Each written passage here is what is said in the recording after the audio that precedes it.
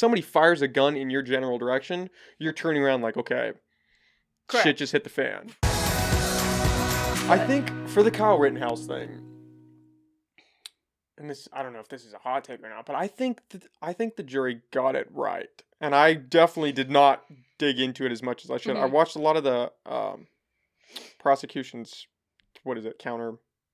Yeah, their arguments. Yeah, and I did not think the prosecution did a good job. And that was one of the things I noticed. I was and like, that's this guy what I've sucks. heard is I didn't watch their, cross or, a lot of their... The cross-examination, that's yeah, I didn't watch, like, a whole lot of, like, I watched a very small amount of his testimony, Rittenhouse's testimony, but I didn't, and I wish I had the time to be able to, I would have watched the whole thing live, like, I would have sat down and watched it, because I enjoy watching that kind of stuff, so I wish that I had the time to do that, but I was at work,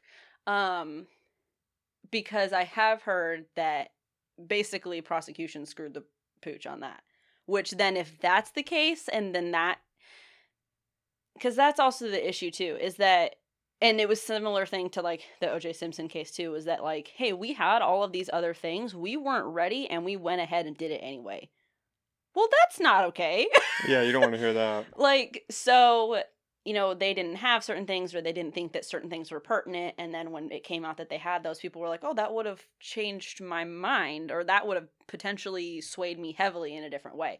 So that's what sucks too, is that you can like have a core belief that I don't, that this is not okay, this is wrong, killing people is not okay. I don't really, very few situations do I care what your excuse is.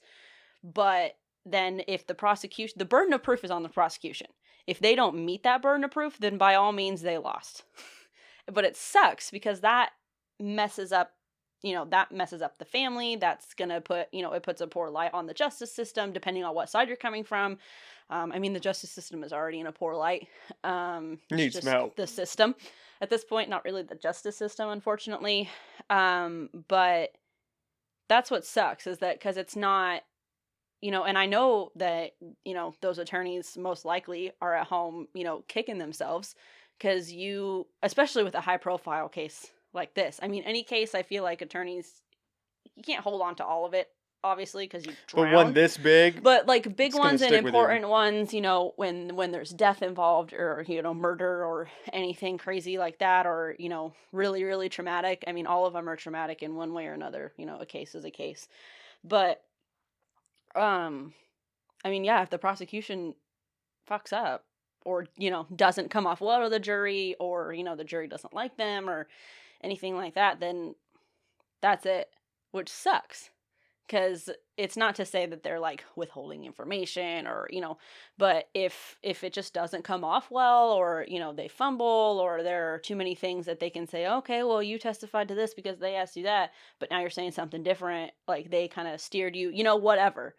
The burden of proof falls on them, and if they don't hit it, even if like all the facts were there, and all the facts, if you were just to look at them, like point to this certain direction, and that makes sense to the logical person, if it doesn't come off well, or if there's a step missed, or anything, which I hope for a high profile case no steps were missed, but God forbid anything like that happened, then that's it. And then when you're done, you're done. You don't get to go back. There's no redos. There's no redos. But what my friends and I were talking about is that I would expect that he's going to be taken to civil court, and he's going to be involved in a wrongful death suit, just like OJ Simpson was. And that's where the family got stuck it to him. Yeah, stuck it to him, is they're like, all right, well, we're going to fucking take your money then. If you're not going to go to prison for killing our loved ones, then we're going to do everything that we can to, hurt you in a way, that no amountable way, in the same way that we're hurting, but we're going to, we're not going to take it lying down. We're not just going to get away with it and walk out of this scot-free in some way, shape, or form. And I think that people, when they do that, get a bad rep of like, oh, well, it's a celebrity. Well, Kyle's not a celebrity, but like for the OJ thing or whatever, like, he's a celebrity, they're going after his money, this is the plan all along, la la la la. It's like, you want to, and not everybody, but I think most people, if your family member is murdered, you want that person to feel some sort of ouch.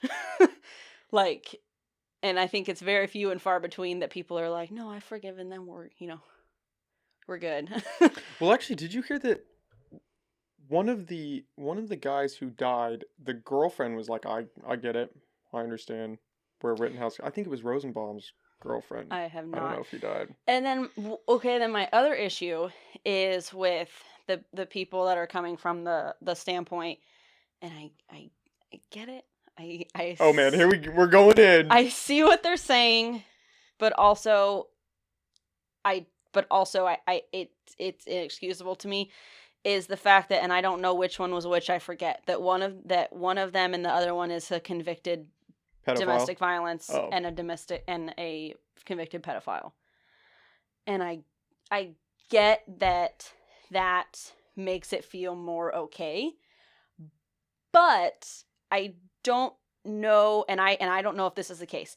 I don't assume that he was having a conversation with these guys, these things came out, and he was like, oh, fuck you. You're a pedophile. You're a pedophile, Yeah. so I'm going to kill you. I highly doubt that was part of the motive, and if it was, that's still not okay. You still don't get to kill people just because you feel Not like even it. pedophiles. No. Although most people, I think, would fall under the category of that pedophiles. That's okay. But that's not our call. I do believe it was the convicted pedophile that had a gun, though. That had the handgun. Mm-hmm.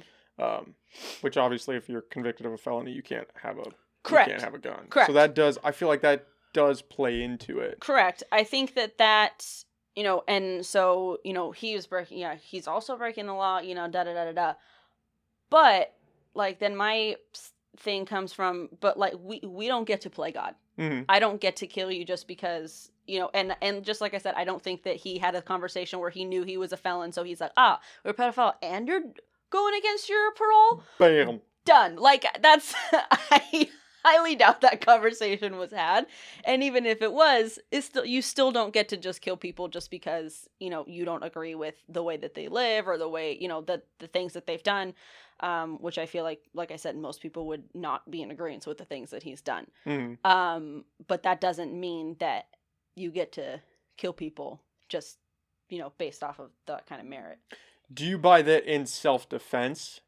See, there's a little more leeway? That's my issue, is that like I said, I don't know enough about the exchange. These are cool little coasters. Right, they're records. Exchange. Shout out to my mom.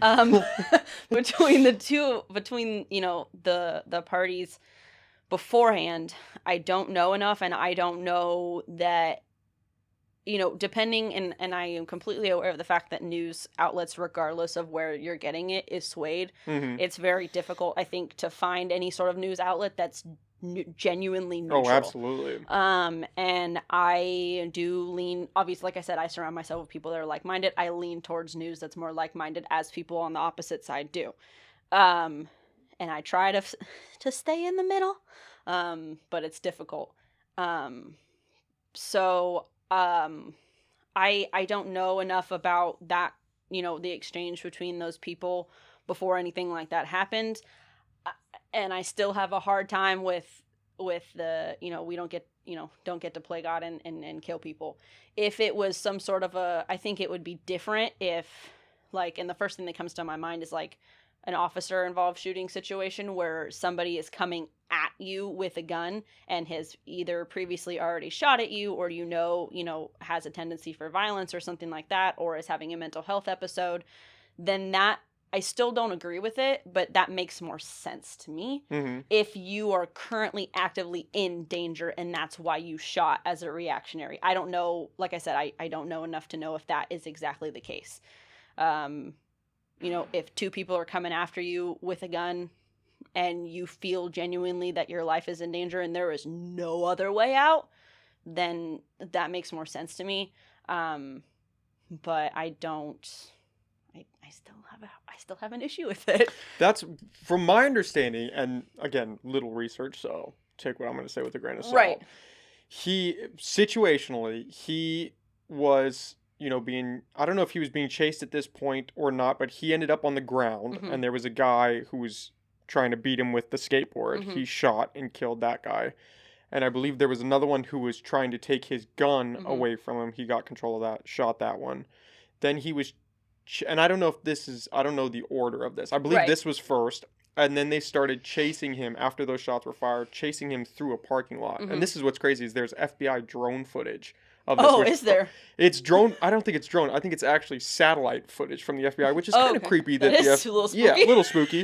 Nobody's been talking about that, but We're good. there's footage Skip of that. past There's that. footage of him on the ground too, being attacked by the Mhm. skateboarder, and then they're chasing him through the parking lot. Mhm. And I believe they're throwing bottles at him as Mhm. he's running through the parking lot. He's running away. So those two people are dead. He's running away from the people that are chasing him.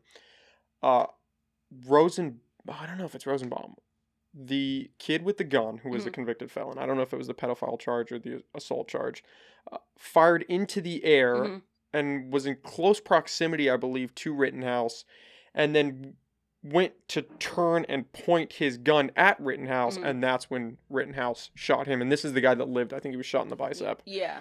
And what was interesting about that is, on the stand, he testified that it wasn't until he pointed his gun at Rittenhouse that Rittenhouse shot him. Right. And I feel like that is important to know, because most people in that situation, if somebody fires a gun in your general direction, you're turning around like, okay, Correct. shit just hit the fan. Right. But again, it's dicey because people died.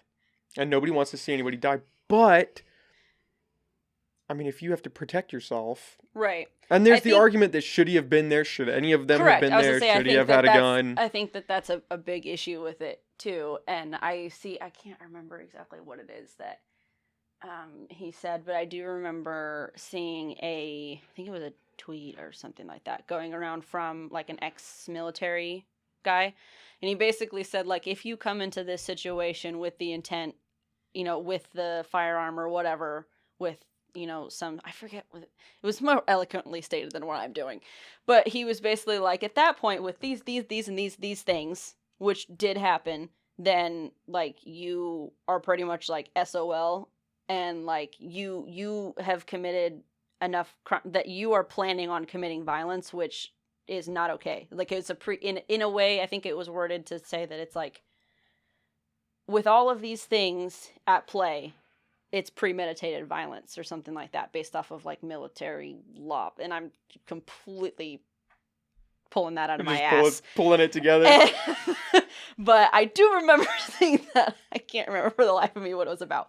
But I think that, and yeah, I think it's going to be tough, because then also coming from like my standpoint of trying to not always be on the victim's side, because the victim sometimes is to blame. I don't think it's all too often, but sometimes the victim can be in the wrong, and we can be bamboozled and completely thrown for a loop, and being lied to and everything like that.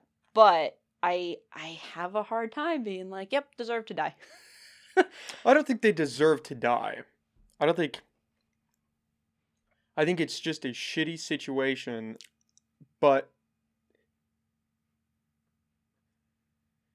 it's hard because part of me wants to say if they hadn't attacked him, they would still be alive, which is kind of like blaming. Well, he was out there, and this is where it gets dicey. This is where my knowledge really gets unclear. All dicey. Yeah, supposedly he had been, providing medical attention to other protesters and like doing, because he was an EMT cadet since like 2018. Wasn't he like 17?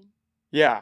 But he's been he said he was, this part was in so he was like 14? Trials. Yeah. It's a cadet program. So he wasn't he wasn't an actual EMT. Like, he was in their cadet program. Okay. So probably basic triage, like how to wrap a bandage, how to check somebody's pulse. Like basic stuff. I don't think they'll let 14-year-olds on drugs. Yeah. So he was out there doing that. I don't know to what extent. I don't know if he gave people bandages or what he was doing. But I can understand why he would have a gun for protection, because it is an open carry state, so technically no laws were broken, and these protests, riots hadn't been completely peaceful. Which I feel like that plays into it a little bit. I feel like that plays into it for sure. Yeah, I think that plays into it, and yeah, I think it's an extreme case of wrong place, wrong time for everybody, on everybody's account. And I think that, and I mean, I'll admit that based off of like the news media and stuff that I see, he's completely painted as an evil son of a bitch. Oh yeah, if you watch anything left, MSNBC, CNN. So that's like what I have been absorbing, and I was like, makes sense to me.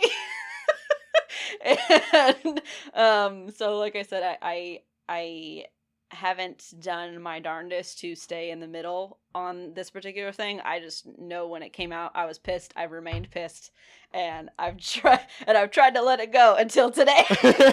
And then I brought it back up. And then you brought it up. And I fucking knew it too when you texted me, and I was. As soon as I heard that verdict come out, I was like, "Oh, I'm gonna talk to Michaela about this. Oh, we're gonna go." As soon as you texted me, I was like, "You go bring it right now." Yep. I thought about texting you and being like, Nick, "I don't want to." Listen, when the Rittenhouse thing calms down, I'll come on. Until then, it's not happening. Yeah. I know what you're trying to do. I thought about it, and I was like, "I don't want it." To be fair, I wasn't planning on opening with the Rittenhouse thing. I was gonna we'll ease in, and then you did not. No, I did not. First thing, right out of the gate.